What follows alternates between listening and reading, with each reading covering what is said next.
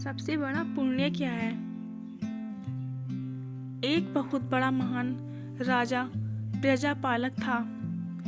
हमेशा प्रजा के हित में कार्य प्रयत्नशील रहता था।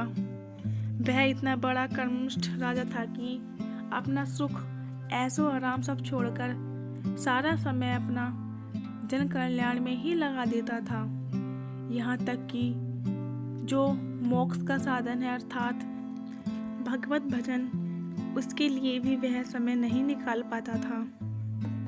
एक दिन सुबह राजा वन की तरफ भ्रमण करने के लिए जा रहा था कि उसे एक चित्रगुप्त के दर्शन हुए। राजा ने चित्रगुप्त को प्रणाम करते हुए कहा, उनका अभिनंदन किया और चित्रगुप्त ने हाथों में एक लंबी चौड़ी पुस्तक देखकर उनसे पूछा, महाराज, आपके हाथ में यह क्या है? चित्रगुप्त बोले, राजन, यह हमारा वही खाता है जिसमें सभी हरि भजन करने वालों के नाम हैं। राजा ने निराशायुक्त भाव से कहा, कृपया देखिए तो इस बुक में कहीं मेरा नाम भी है या नहीं। चित्रगुप्त महाराज किताब का एक एक पृष्ठ देखने लगे, परंतु राजा का नाम कहीं भी नजर नहीं आया। राजा चिंतित हो गया। चित्रगुप्त ने राजा को चिंतित देखकर कहा, राजन, आप चिंतित न हो। राजा कहते हैं, आपके ढूंढने में कोई भी कमी नहीं है। वास्तव में ये मेरा दुर्भाग्य है। मैं हरि भजन कीर्तन के लिए समय नहीं निकाल पाता हूँ, इसीलिए मेरा नाम किताब में नहीं है। राजा बहुत दुखी हो गया। उसे आत्मग्लानि सी उत्पन्न हुई। फिर भी उसके बावजूद राजा नज़रअंदाज कर दिया और पुनः दूसरे लोगों की परोपकारी की भावना से सेवा करने में लग गया। एक वर्ष बाद राजा फिर सुबह सुबह जंगल की तरफ भ्रमण के लिए निकले तो उन्हें वही चित्रगुप्त के दर्शन हुए। इस बार भी उनके हाथ में एक पुस्तक थी। रंग और आकार में काफ़ी भेदभाव था और यह पहली वाली से बहुत छोटी थी। राजा ने फिर उन्हें नमस्कार करते हुए पूछा, आज कौन सी बही खाता अपने हाथ में लिए हुए हो? चित्रगुप्त ने कहा, राजन, आज के बही खाते में उन लोगों का नाम लिखा है जो भगवान को सबसे अधिक प्रेम है। कितने भाग्यशाली होंगे वे लोग। मन में राजा ने कहा, निश्चय ही वे दिन रात भगवान का भजन कीर्तन में लीन रहते होंगे। राजा ने कहा, क्या इस पुस्तक में मेरे राज्य के किसी नागरिक का नाम है? प्रजापालक प्रेम प्रिय राजा था। चित्रगुप्त ने वही खाता खोला। राजन, ये आश्चर्य की बात है, पहले पन्ने पर पहला नाम राजा का ही था। प्रजापालक राजा आश्चर्यचकित होकर पूछा, चित्रगुप्त, मेरा नाम इसमें कैसे लिखा हुआ है?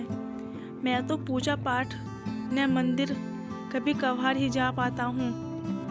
चित्रगुप्त ने कहा, महाराज, इसमें आश्चर्य की बात क्या है?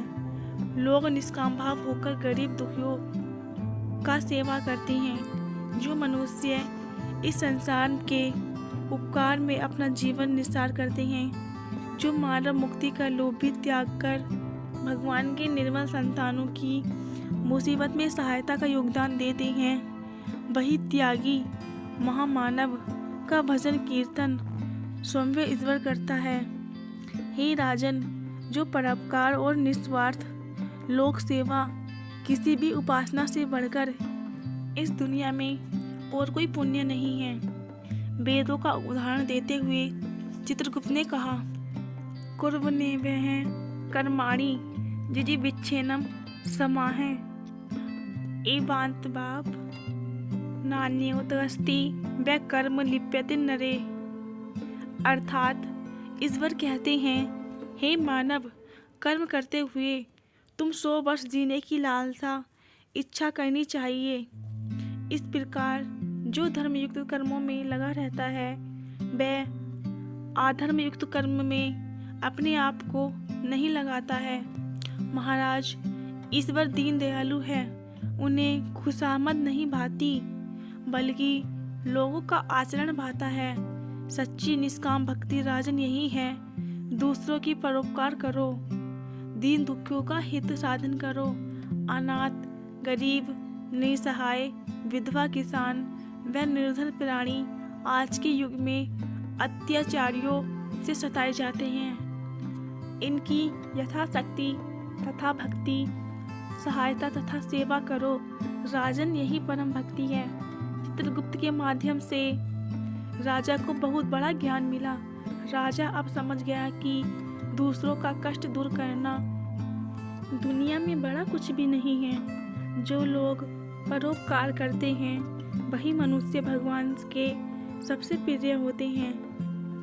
मेरे प्यारे मित्रों, जो भी व्यक्ति निस्वार्थ भाव से हम लोगों की सेवा करने के लिए आगे आते हैं, उसे परमात्मा हर समय उनके कल्याण के लिए यत्न करता है।